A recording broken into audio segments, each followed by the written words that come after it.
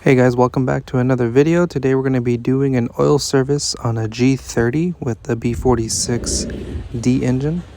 This is the oil filter part number we're going to be using. The kit comes with a washer for the new drain plug, gasket for the filter, and the new filter itself. Here are the tools we're going to use. We're going to be using a 3/8 ratchet, an extension. This one's 8 inches long, and a 27mm socket.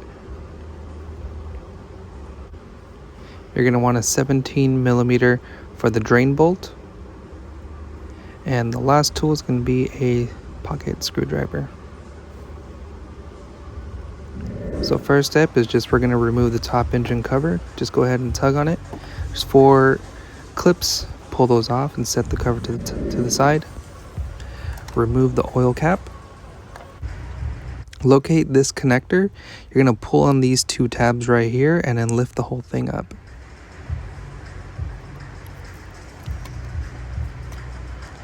This is where the oil filter is going to be. This is why you need that 8-inch extension. Just go ahead and place it over the top and break it loose. We're going to unscrew it all the way as much as possible, but we're going to leave it inside the hole so the oil can drain all the way down into the engine pan. So once it's pretty much loose, go ahead and just do the rest by hand.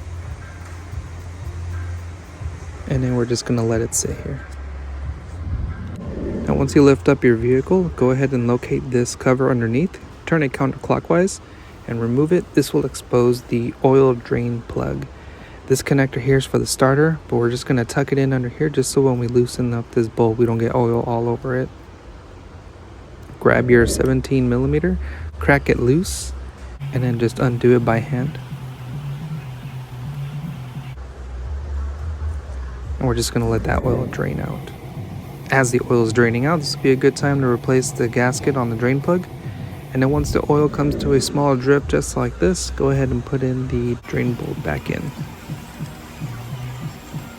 Once you have the bolt down to the end stop, go ahead and grab the ratchet and you're just going to snug it down just like this. It doesn't take much torque. Go ahead and spray off any oil residue with some brake clean and pull down the connector for the starter. Just let it hang back down like this and put that cover back on. Line up the 3 tabs and turn clockwise. Now we can go ahead and remove the filter.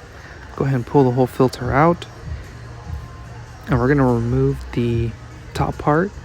We're going to grab it with one hand and hold the filter cap with the other and just tug on it to get it loose.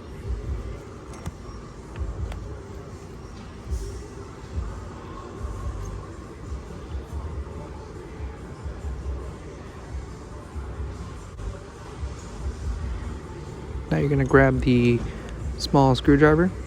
Go ahead and pry that gasket off. Just get under it and pull it up.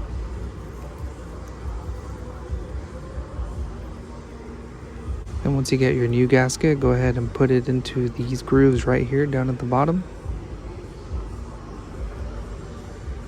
As you can see right here. And then just hold it down with your left hand and then bring the gasket around.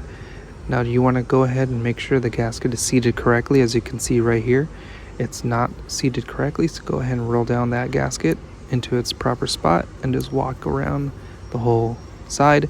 Make sure the gasket's fitted correctly. Don't forget to grab some oil and lube up that gasket. Then you can just grab the new filter and this is going to snap in place. You'll hear one small little audible click and that's how you'll know it's correctly seated into the filter cap.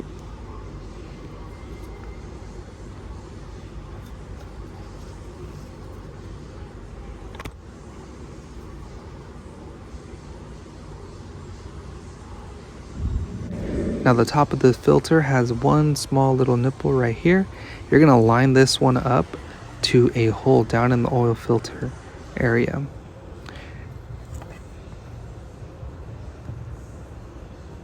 When you put it in, this is the hole that's going to go into that little nipple that comes up on the filter. Now you don't have to be exactly precise on it. You can pretty much put it in any way, and as you turn the filter, it's going to naturally slide into that spot and get stuck in there, and then you can just go ahead and tighten down the filter without any issues. So it's not 100% imperative that you absolutely line that up perfectly. You can be a little off, and when you go to tighten it down, it's going to fall into that slot. Then when you tighten down the oil filter, you're going to want to look at this part right here and make sure that the gasket is not getting pinched. Once the mating surfaces meet, snug it down just a little bit extra and you're good to go. Don't forget to connect this connector back in. Now this is a B46D engine, which would require 5.75 liters of oil. If you have the regular B46, then you only need 5.3 liters of oil. Once again, this is 020 oil. Once you top it off, go ahead and put that cap back on. Put the engine cover on, and then we're going to go on the inside of the vehicle, reset the oil light, and get the oil measurement. To reset the oil light, go ahead and press the start-stop button 3 times. This will put the vehicle into diagnostic mode. Once the vehicle goes through all its prompts, you're going to want to press the B seat button that's on the left-hand side. You're going to press and hold this button for 10 seconds, 10 to 15. It's going to take a little while, so make sure you just hold it for the proper amount of time. And you're going to wait for the engine oil reset to come on. Let go. Press again for another 10 seconds. I'm going to speed this up. And you're going to let go once again. Once you see the reset question mark, press in again for another 10 to 15 seconds. And then it'll cycle through, letting you know that the reset was successful. Now to check the oil level, you're going to have to warm up the vehicle, but this is the path you're going to go. You're going to go into car. Then you're going to select vehicle status, switch over to engine oil measurement, and you'll see it's grayed out right here just because my engine is currently cold. So I'm going to have to drive this around for about 2 to 5 miles, get the engine nice and warmed up, and then I'll come back and do the oil measurement.